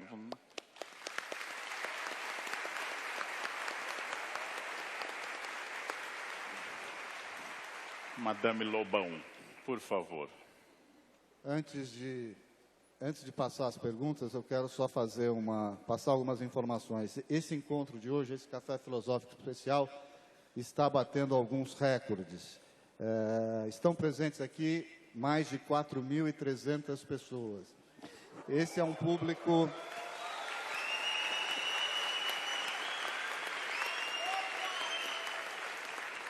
Esse é o maior público presencial, evidentemente, do Café Filosófico.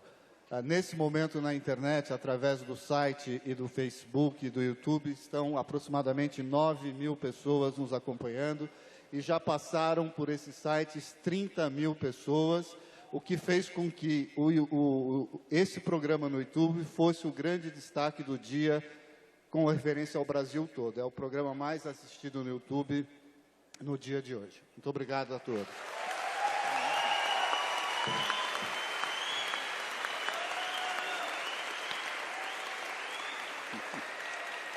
Já imaginou? Já imaginou? Já pensou se você fosse otimista, o que ia acontecer? Ia cair a audiência. Bom, temos Lobão, por favor. Boa noite aos três. Nós temos perguntas do pessoal aqui presente, do chat e do YouTube. Eu vou fazer de 2 em 2, a gente faz umas 3 rodadas. A primeira é do chat, ele pergunta, o mundo filosófico é machista? Acredito que ele esteja falando de hoje e não do pré-socrático. Está faltando mulher nesse debate de vocês. Esse é o primeiro comentário.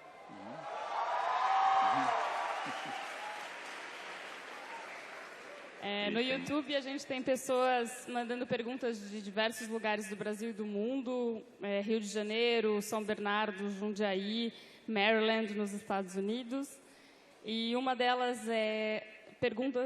o Ederson pergunta se é ético e democrática a forma com que as mídias informam com extrema parcialidade aqui no Brasil.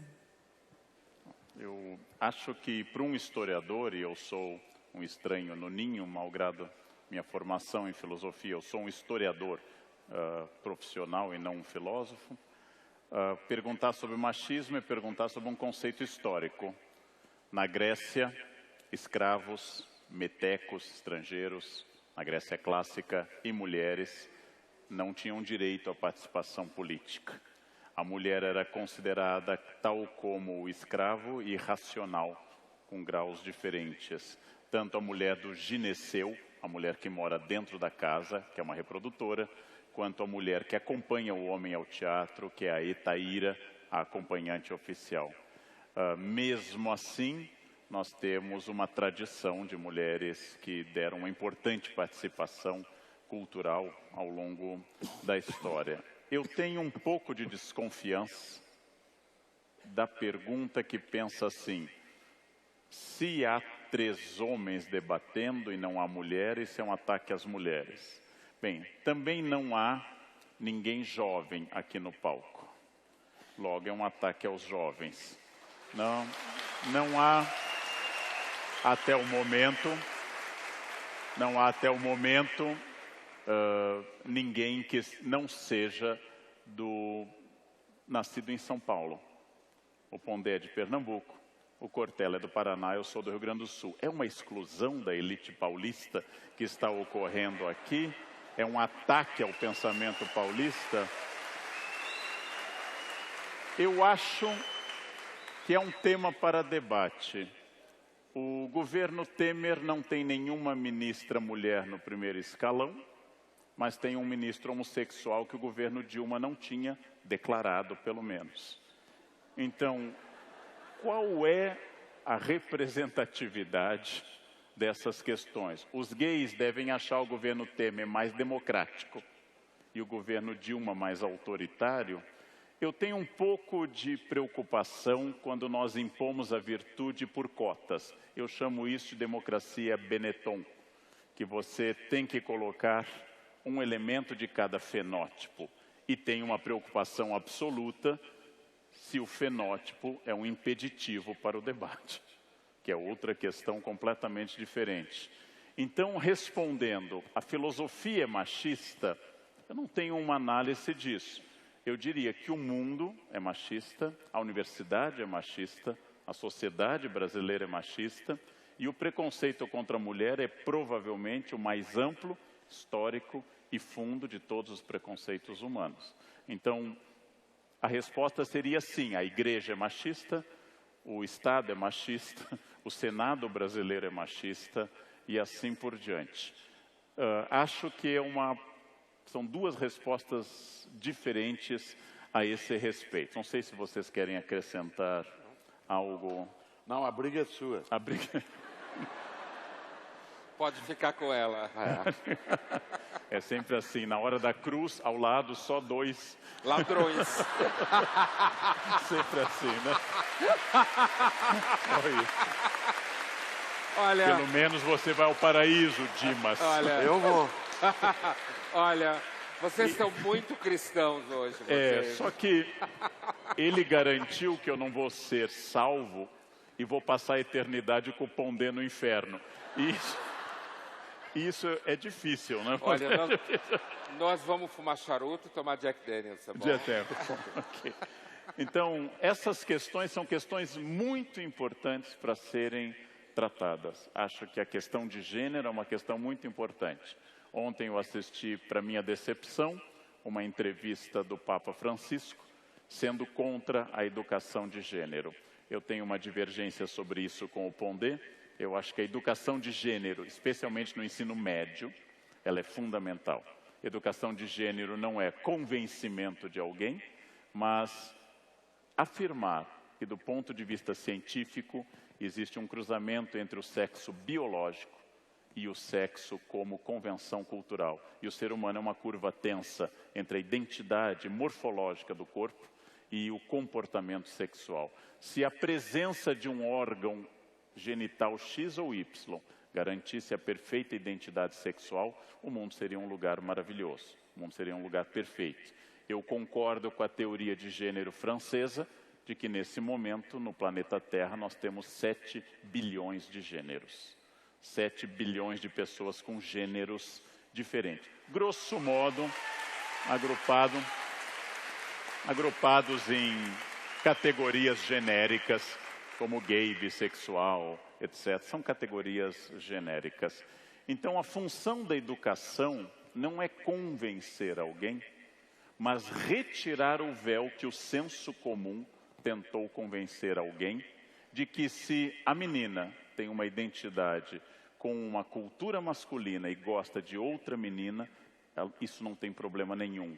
Se isso é convencer alguém ou ideologia de gênero, eu reconheço que eu sou partidário da ideologia de gênero. Pessoas se matam pela inadequação entre o que elas são biologicamente e o que a sociedade espera que ela seja e o seu desejo.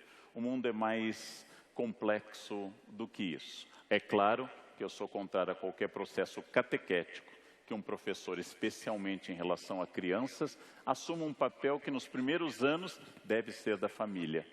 Mas à medida que esse jovem vá criando maturidade, essa educação é dizer o seguinte, que quando o Papa diz que não há gêneros, que homem é homem e mulher é mulher, o Papa está usando saia, quando ele diz isso.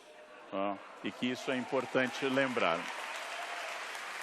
E ele segue, teoricamente, ele segue um mestre, Jesus, que também nunca usou calça na vida. Então, quando alguém me diz que o homem usa calça, eu digo, onde? Na Escócia, em Israel ou no Vaticano?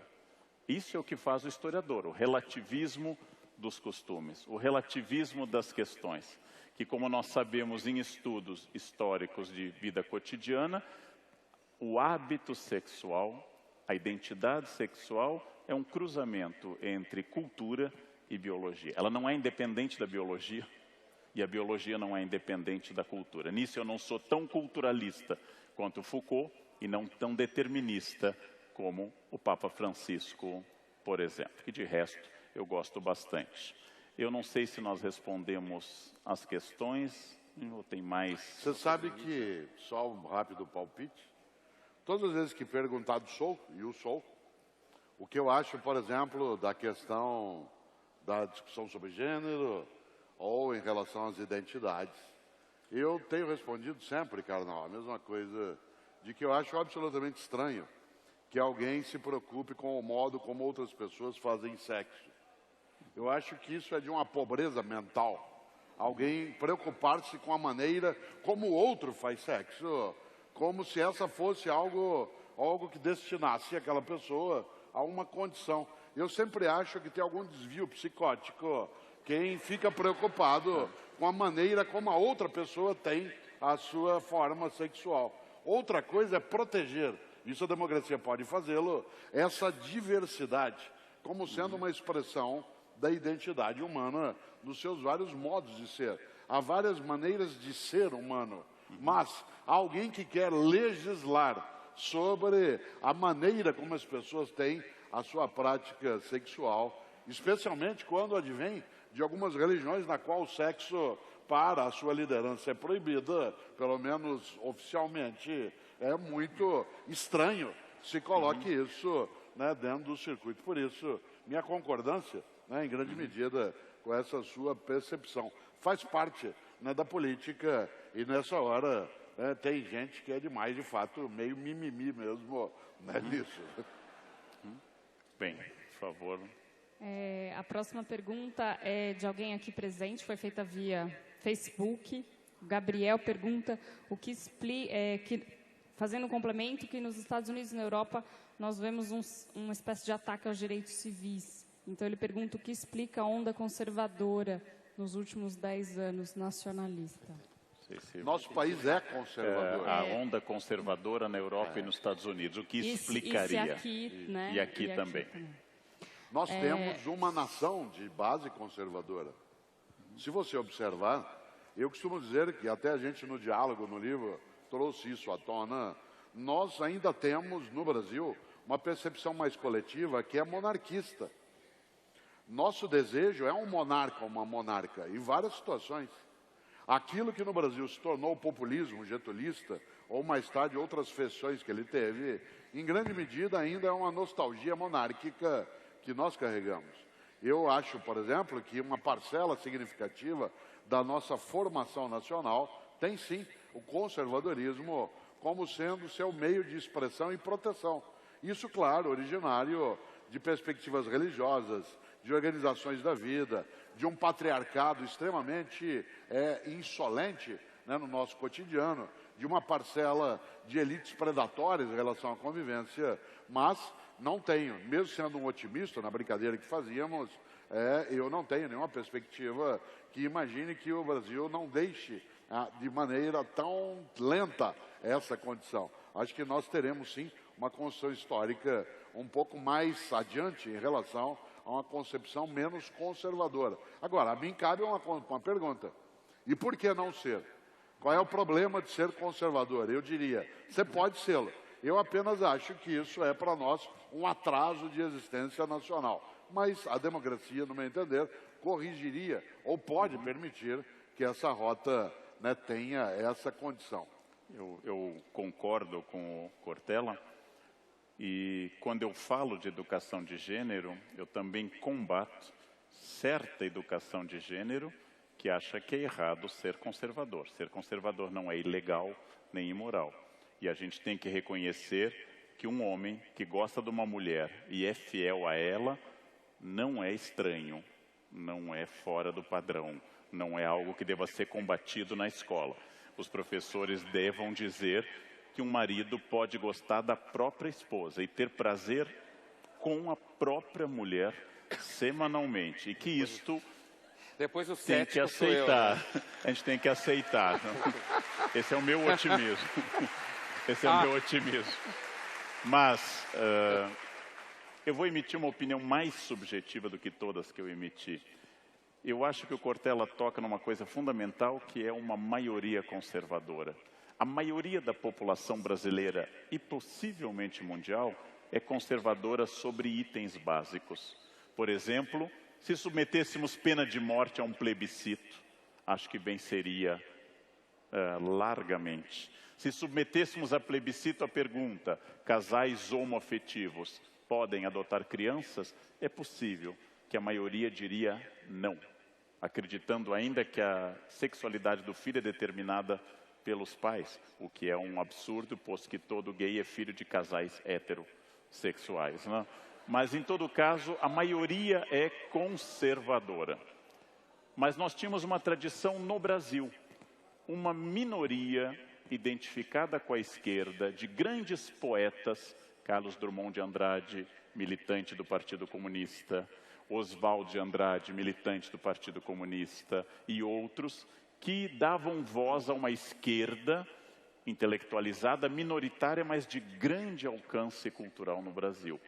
Isto hoje, esse espaço da chamada esquerda, entre aspas, barulhenta, é disputado com uma direita barulhenta também. A novidade talvez seja que hoje tem dois lados gritando, e não apenas um lado elaborando. E de alguma forma, o Brasil redescobriu em 2013 a Guerra Fria, que o mundo encerrou em 89 com a queda do Muro de Berlim.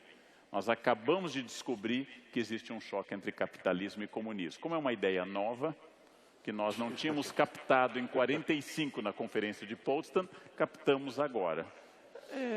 É uma questão. Nessa velocidade, a pólvora, o fogo e outras serão descobertas recentes também. Por favor, acho que o Pondé quer. Eu queria falar um pouco sobre essa questão, porque eu acho ela bastante importante. Primeiro, porque a oposição entre direita e esquerda, conservador e liberal, é um dos temas cujo significado das palavras é normalmente tratado no debate público da forma mais vagabunda possível que existe. É impressionante como a ideia de que o trabalho do filósofo, do educador, é de alguma forma melhorar o repertório das pessoas, nesse debate normalmente trata-se o repertório da forma mais comum que existe. E eu costumava sempre dizer para os amigos que quando você chama alguém de conservador ou alguém de direita no Brasil, é porque você não quer convidá-lo para jantar nunca mais na casa dele. Por isso que você faz uma coisa dessa. E eu diria o seguinte, primeiro, Eu, por questões as mais variadas, tenho tido um razoável contato com países do leste europeu. E inclusive, conhecimento com jovens de 25, 30 anos, um pouco mais do leste europeu. E se você lança essa discussão no leste europeu, com essas categorias de esquerda, direita, conservador e liberal, eles vão ficar bem confusos com a discussão. Eles vão achar muito estranho, eles acham estranho que, por exemplo, categorias como socialismo, ainda, para nós aqui no Brasil, ainda regimentem tanta esperança, quando a história deles é outra. Então, aqui eu estou fazendo um pouco o papel do historiador, que o Karnal falava, no sentido de desconstruir um pouco uma certa percepção que a gente tem e que é fácil no debate manter essa percepção, porque, grosso modo, você fica com uma ideia que é a seguinte: se eu sou, de algum modo, liberal no sentido americano, que é grosso modo de esquerda, não é liberal no sentido brasileiro, então eu sou a favor do ser humano. Se eu discuto algumas questões tomadas como progressistas, e elas são bem complexas, então eu sou contra o ser humano. Na realidade, o que eu acho é que nessas categorias de liberal e conservador, houve um certo sequestro, inclusive pela incompetência e a inexistência de intelectuais capazes de levar o debate de forma profissional, houve um certo sequestro da ideia de que você pode pensar sobre o ser humano sem necessariamente fazer dele lindo e maravilhoso, e nem por isso se identificar, por exemplo, com Marx ou Foucault como propostas políticas. Eu acho que esse sequestro aconteceu e ele é fato na academia e ele é fato em grande parte do debate público. Quando a gente fala em conservador, por exemplo, se você for rastrear a origem, filosoficamente falando, politicamente, a raiz do pensamento conservador britânico é o ceticismo político. É a dúvida com relação à engenharia social e política e ao que autores como Burke, que o Karnal se referiu, citava como teorias de gabinete. Ou seja, a concepção de que 2 ou 3 pessoas podem ter uma ideia de mundo e, portanto, podem pôr em prática políticas que façam com que as pessoas vivam desse jeito. Então, quando você fala em conservador num ambiente como esse, técnico, filosófico, você fala, por exemplo, em filósofos como Michael Oakeshott. O Oakeshott tem um livro muito interessante em que ele considera a posição conservadora como ceticismo político e a chamada posição progressista como fé política.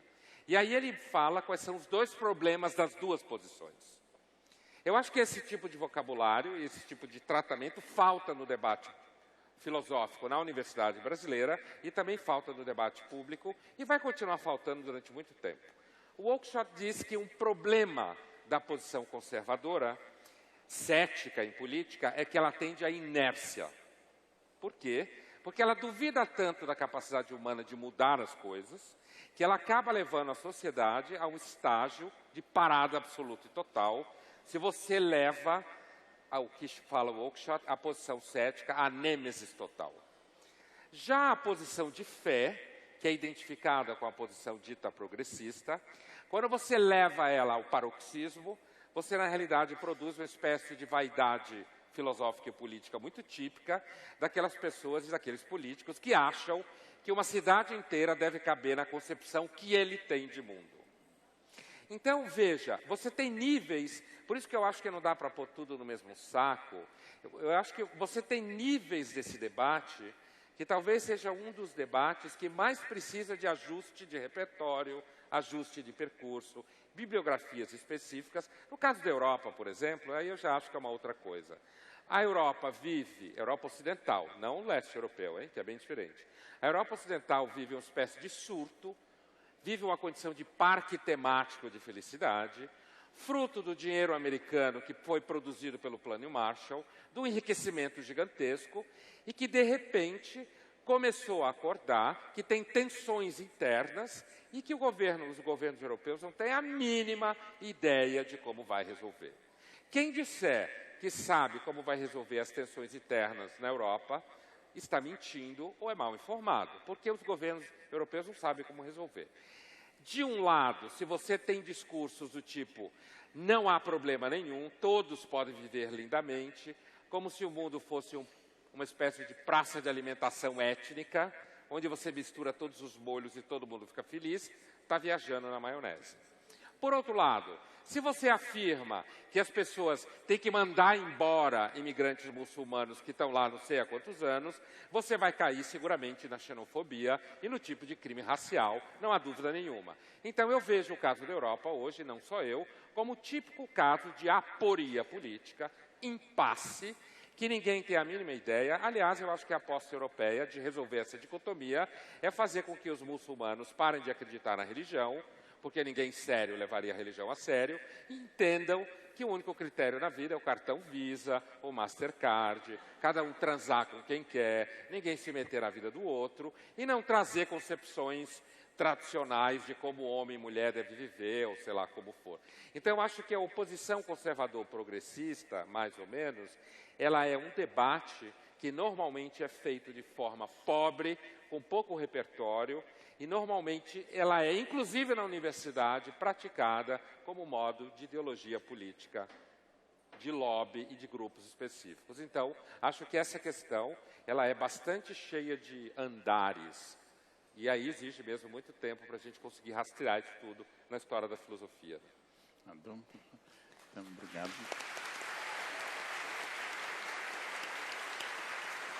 Aqui temos duas para encerrar. Para encerrar, na verdade, nós vamos fazer 3. A primeira é do Nuno, de Recife, mandada pelo chat. Ele pergunta como conciliar a subjetividade de nossos desejos pessoais e a necessidade do bem público conforme propõe a democracia. Essa é a primeira.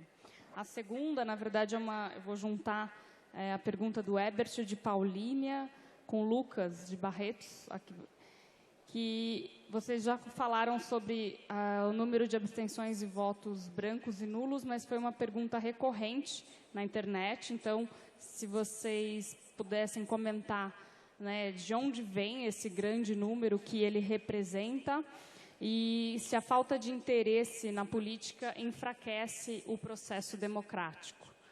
E, por fim, a pergunta da Eliana, de São Paulo, há notícias de que hoje tem mais pessoas assistindo essa palestra do que ao jogo do Palmeiras. O que é um equívoco. É um equívoco. O jogo do Palmeiras é mais importante. Ela pergunta o que representa essa notícia, se a gente pode concluir que o debate sobre a democracia está se tornando mais interessante hoje. Eu acho que cada um de nós pode responder por alguns minutos para encerrar. Vou pegar a última delas em relação ao futebol e à política. O que eu acho é que em vários lugares, que nós três, ou de mensagem, ou outros que conosco estão no dia a dia, naquilo que é o intelectual público do debate, aquele que é a política em que a gente traz. Quando a gente vê, por exemplo, esse espaço aqui em Campinas, pleno de pessoas, mais de 4.000 pessoas presentes, nós fizemos uma conversa também em São Paulo, né, sobre esse livro, e num espaço mais fechado, havia mais de 2.000 pessoas exatamente refletindo, debatendo, o que significa que esse tipo de tema, cada vez ele tem mais interesse. Não necessariamente o futebol, ele é algo já descartado, ao contrário, né, vários de nós aqui temos os nossos times, né, cada um de nós que gosta, aprecia, seguir, mas não necessariamente aquilo é exclusivo. Portanto, a exclusividade, seja da televisão, seja da novela, seja do futebol, que era muito presente no nosso cotidiano, ela ganhou também um cenário mais amplo, com a reflexão filosófica, política. O Pondé lançou um livro chamado Filosofia para Corajosos, né? O Karnal e o Clóvis têm um livro chamado Felicidade ou Morte, e eu acabei de lançar um livro chamado Por que Fazemos o que Fazemos, né? Esses livros todos, eles estão na lista dos mais vendidos. Aliás, esse que eu acabei de mencionar, meu, está em primeiro lugar na lista de autoajuda e esoterismo. O seu ou o meu? Dele. O seu? Eu não sei, autoajuda eu e prefiro que esoterismo? seja, autoajuda não tem problema. Meu problema é se está em esoterismo, não é? Uma coisa um pouco mais complexa. Olha que coisa. Por que eu estou dizendo isso? Porque, não que o futebol saiu de cena, mas é que entrou em cena Um grupo também que numa noite como hoje, milhares de pessoas saem da sua casa, deixam o seu local de trabalho, vêm para cá. Nós, ao final, ainda temos uma sessão para quem tiver interesse de autógrafos, que será lá à frente. Né? Isso significa que há um outro modo de fazer. Nessa questão, eu sou bastante otimista. Em relação ao Palmeiras, não, mas em relação ao debate, sem dúvida. Você é corintiano? Eu sou santista. Você é santista? Coitado. Você sabe que eu sou santista por uma razão teológica. Né? Eu não posso torcer por um santo específico. Né? Tem que ser santo. Por todos. Né? Embora o santo seja uma contradição filosófica e científica, que é um time chamado de peixe, cujo símbolo é uma baleia, que é um mamífero. Certo? Por favor, Pondé. Seu depoimento sobre o Palmeiras. Não, mas a pergunta só tinha pergunta sobre o Palmeiras, não tinha outra pergunta. Não, envolvia várias Não, questões. é sobre o que significa a palestra ter mais audiência do que... Mas e antes? As duas primeiras perguntas? Uma era, como conciliar a subjetividade de nossos desejos pessoais e a necessidade do bem público, conforme propõe a democracia. E a outra é para comentar um pouco mais sobre as abstenções, votos nulos e brancos, e de que forma o desinteresse pela política enfraquece o processo democrático. Olha, sobre essa segunda questão, o desinteresse pela política, materializado na recusa de votar, é uma coisa muito comum em muitos países hoje em dia. Na realidade, eu até diria que, fazendo uma analogia ao que o Karnal falava sobre quando a gente chega atrasado em certas coisas, a gente está chegando atrasado nisso. Assim, aqui no Brasil, você é obrigado a votar. É um direito que você é obrigado a exercer. É muito engraçado isso. E aí, mas em muitos países do mundo, você não é obrigado a votar. E, por exemplo, eu acabei de chegar da Romênia e na última eleição da Romênia, que é não só na última eleição, mas isso é um dado que eu vou dar da última eleição, apareceu para votar cerca de 40% dos eleitores. Mais de 50% não foi votar. Mas como lá não é obrigado a votar, então é claro que se discute isso, mas como, o que as pessoas... Então, esse desinteresse pela política, eu acho que a maior parte das pessoas, elas fazem janta, elas cuidam de criança, elas têm que pagar conta. Então, às vezes a política, no meio disso tudo, acaba sendo uma coisa de gente profissional ou tarada. Quer dizer, se você não é nem profissional nem tarado, quer dizer, você nem necessariamente tem tempo de estar o tempo inteiro envolvido com política. Então, é claro que isso no geral, tá? No geral, portanto, eu estou tentando dizer que o desinteresse pela política não é um fenômeno brasileiro, isso que eu estou tentando dizer. E não é só no Brasil que, portanto, isso acontece. Por outro lado, localmente, levando-se em conta que no Brasil é obrigatório votar, e que quando você não vota, você é punido, certo? Por ter exercido seu direito, não ter exercido seu direito, você tem que pagar uma multa que é aparentemente significante, mas você tem que ser punido, então, no momento que você não vai votar, sabendo que vai ser punido, pode ter um significado pontualmente maior, me parece, de recusa à participação na eleição, e também uma recusa no sentido de achar que todo político é ladrão, que é uma ilusão, não concordo com essa ideia, mas que isso acaba se manifestando na recusa de votar. Então, portanto, por um lado, me parece que é um fenômeno que não é só brasileiro, por outro lado, me parece que tem uma característica brasileira específica de você ser punido por isso e, portanto, tem que ter mais coragem, entre aspas. Agora, eu penso o seguinte, quer dizer, a democracia é um regime muito novo. E, então, essa ideia de que está todo mundo interessado na democracia, e todo mundo querendo votar, e todo mundo querendo participar do que é decidido, pode fazer parte da democracia momentos em que você desencana das coisas e vai trabalhar, e vai ganhar dinheiro, vai fazer outra coisa. Eu, por exemplo, acho que o melhor governo que existe num país seria um governo que eu não lembrasse que ele existia, e da mesma forma, todo mundo estaria vivendo razoavelmente bem. Essa é a minha concepção de governo ideal, entre aspas, né? Então, não acredito que seja motivo para pânico esse alto índice.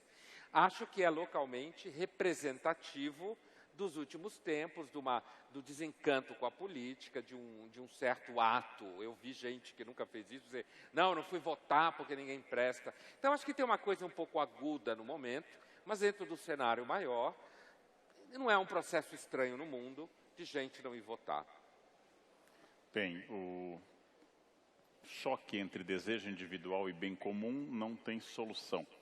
Eu resgato uma ideia do Pondé, a dimensão trágica que os gregos deram em Medeia e outras peças, é que essa híbris humana, esse desequilíbrio, ele é permanente, não tem solução esse choque.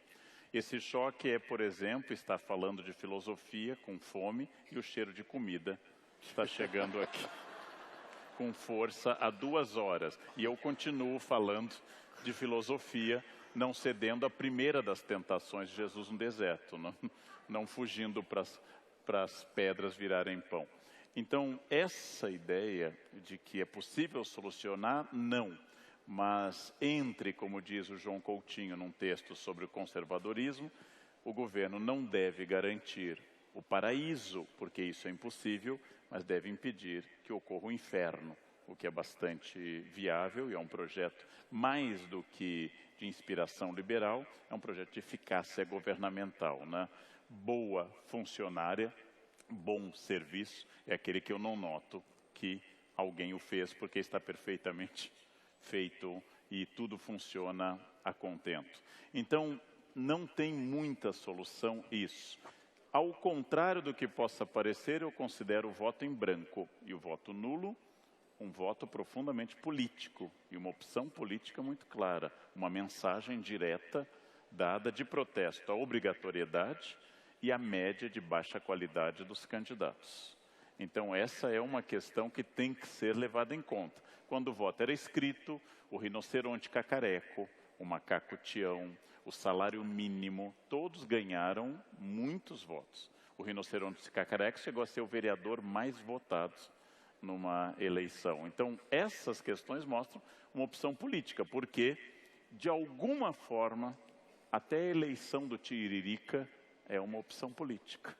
E um recado claro mandado às urnas. Palhaço por palhaço, eu voto no profissional, e não naquele que exerce isso com seriedade. Ainda que eu não tenha votado no Tiririca.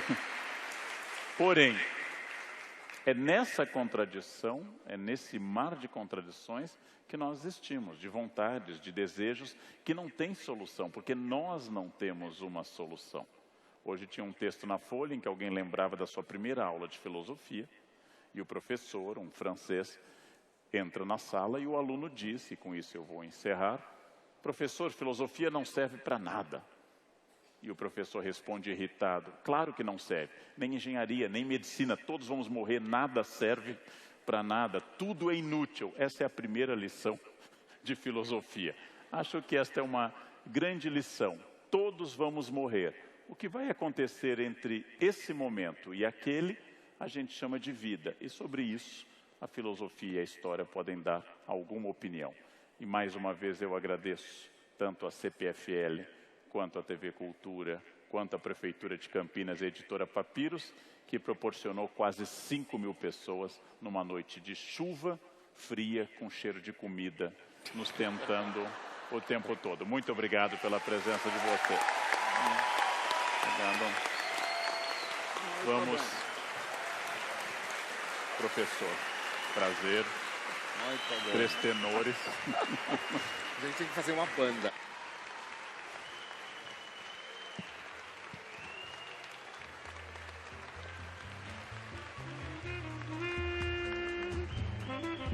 Eu lembro que os autógrafos vão ser feitos na sala ao lado da entrada principal. Pelo fato de ter muita gente hoje, os autores vão autografar apenas esse livro que está